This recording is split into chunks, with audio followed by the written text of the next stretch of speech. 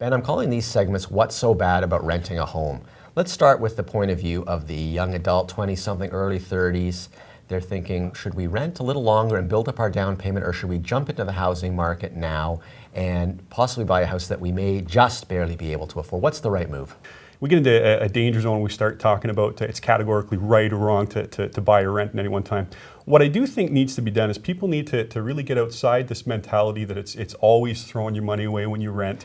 It's always a better idea. And the idea that as soon as you get yourself into a position of home ownership, the better. And so renting is a bad thing when you're young, because you should jump right into housing. You're saying halt.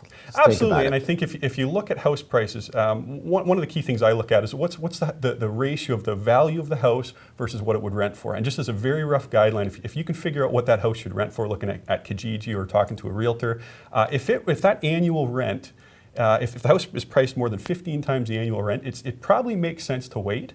If it's over 20 times, it definitely makes sense to wait. So those are indicators of whether the housing market is really pricey. Yeah, absolutely. And just to give you a hint, the 416 here in Toronto, we're typically looking 20 to 25 multiples on the rents. Really? So that's a very expensive market. It is an expensive market, and I would suggest that for a lot of first timers, it's a real steep premium to ownership right now, and I don't think it's justified. So renting while you build up your down payment and make yourself better able to afford a house is not a bad move then? Not at all. No. All right. Thanks, Ben.